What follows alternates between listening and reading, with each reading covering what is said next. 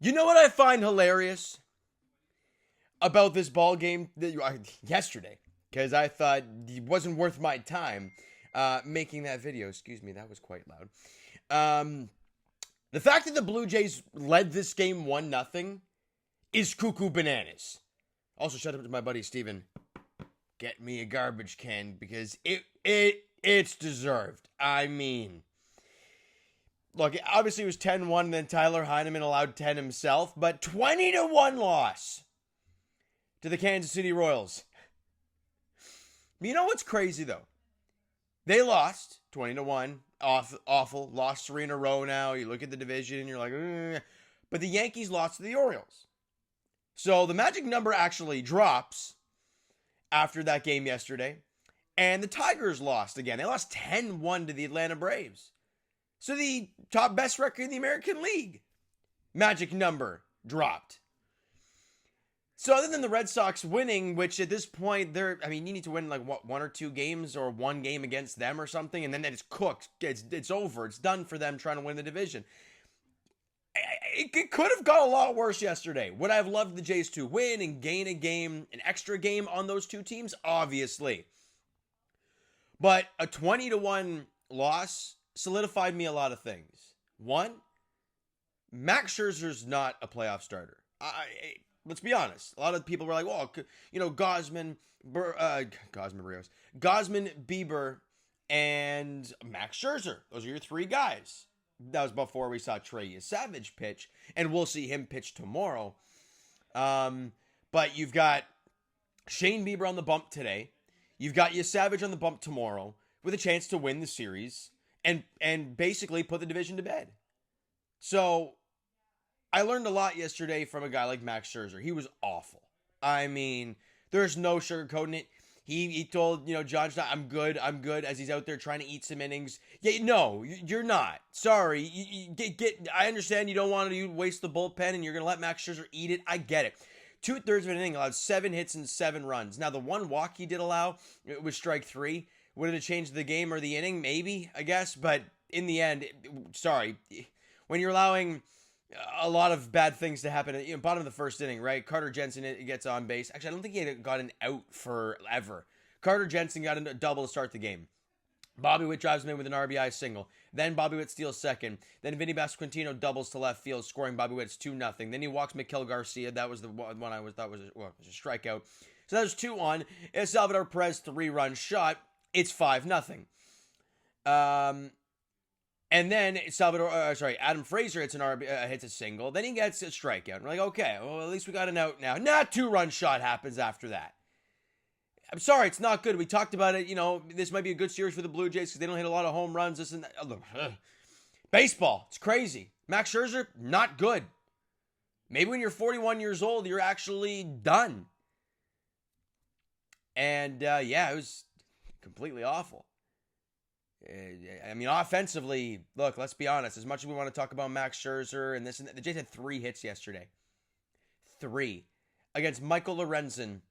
And we talked about it going into the game, right? His last couple of starts, he had been absolutely awful. He went 7 2/3 of 3-hit ball. Now, I get it. You're down massive early on, so you kind of lose the motivation. I get that. But winning the pennant, winning the division should be enough motivation to keep pushing and keep trying to score runs. They got nothing going at all yesterday.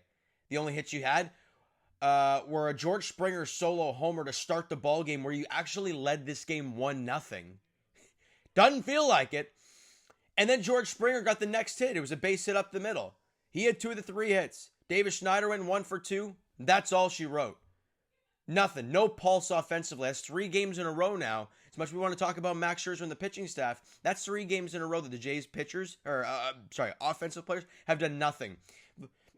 Vladi went 0 for 3 again yesterday. He's really struggling without Bo Bichette there. Now, we know we don't have Bo for the rest of the regular season. Gonna have to deal with it. They need to find a way to wake the hell up. Yes, you got some help yesterday from the Baltimore Orioles. You can't expect that more moving forward. The Yankees have 2 more against the Orioles, 3 against the White Sox, and 3 against the Baltimore Orioles again. You got to find a way to do your job. Take care of business. If you get some help, awesome. If you're the Toronto Blue Jays, you got to get back to winning ball games. You've lost 3 in a row, and you have the guy on the mound that you want on the mound with a chance to do that. Noah Cameron's getting the ball for the Kansas City Royals, and last time he pitched against the Blue Jays, he was no good, albeit he has been very, very good this year. A sub-3 ERA at 2.98 and 127 innings. He's been awesome for them this year. Shane Bieber gets the bump for the Blue Jays. Obviously, his last start went very well. I mean, 6 innings, a 4-hit ball, 1 run. It was a solo homer, walked 1 and struck out 5. He was very good in his last start against the Baltimore Orioles. You need that today. You need length because you didn't get much. You got you had nothing from Max Scherzer yesterday. Now my app is frozen, so I can't look. That's awesome. But you got nothing from Max Scherzer.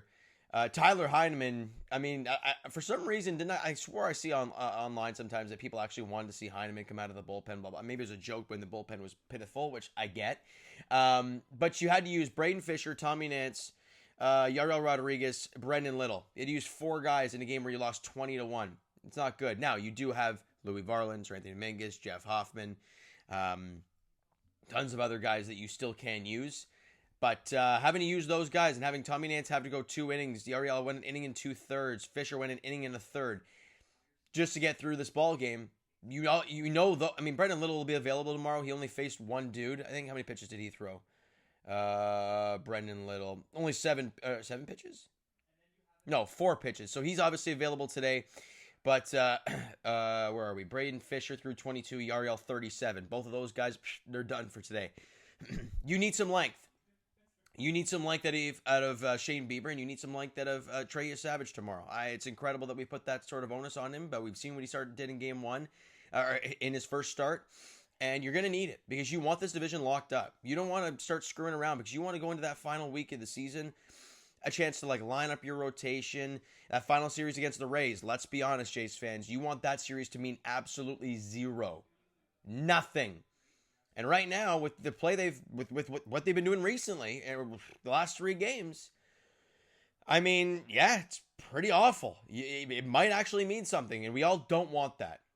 All right, so you know what, guys, that's going to do it for this one. If you enjoyed the video, and I mean, I guess the day overall yesterday, because the magic number dropped for multiple different things. Hit that like button. Do appreciate it. Hit the subscribe button. You guys not done so already. Comment down below your thoughts on the video, your thoughts on the game yesterday if you want to talk about it. Twitter, Discord, Instagram, TikTok, all that stuff is down below, so follow up there if you haven't done so already. And I will talk to you guys tonight, hopefully. Jays, Royals, game 2 of this 3-game series in KC. Shane Bieber versus Noah Cameron at 7:10 at Kauffman Stadium. Do a job, get a win, get the vibes back, all right? Thank you so much for listening and watching. I hope you enjoyed the video, and not the game yesterday. We'll talk to you guys then.